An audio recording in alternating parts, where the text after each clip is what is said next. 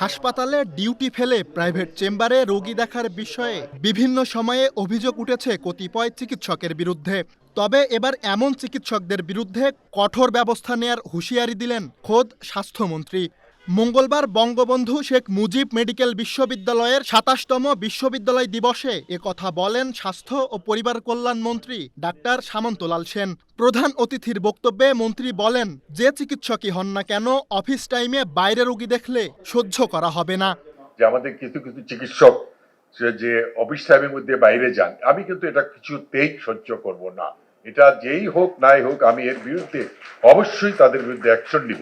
স্বাস্থ্যমন্ত্রী বলেন, পত্রপত্রিকা ও টেলিভিশনে প্রায়ই ভুল চিকিৎসার কথা শোনা যায়, কিন্তু ভুল চিকিৎসা বলে কোনো কিছুই নেই। কিছু হলেই সেটাকে ভুল চিকিৎসা বলা যাবে না। এ সময় চিকিৎসকদের উদ্দেশ্য করে মন্ত্রী বলেন, তাদের সুরক্ষার বিষয়টি দেখবেন মন্ত্রী নিজেই, কিন্তু সবার আগে রোগীদের চিকিৎসা নিশ্চিত করতে হবে চিকিৎসকদেরই, অন্যথায় নেওয়া হবে কঠোর ব্যবস্থা। আমি চিকিৎসকদের সুরক্ষা অবশ্যই দিব, সাথে সাথে রোগীদের সুরক্ষা আবার দিতে হবে। আরেকটা কথা আমি সবসময় বলি, ভুল চিকিৎসা বলতে কোনো জিনিস কিছু নাই। ভুল চিকিৎসা বলার অধিকার আমাদের কারো নাই।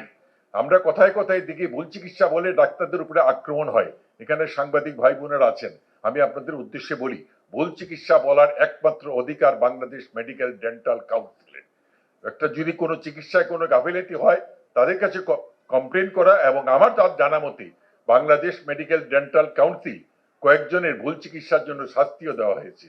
সুতরাং পট করে আমি ভুল চিকিৎসা বলে দিব, তাতে কিন্তু হয় না। হ্যাঁ, চিকিৎসা অবহেলার কথা বলতে পারেন, সেই চিকিৎসার অবহেলার জন্য নিশ্চয়ই আমি দেখব, অবশ্যই দেখব।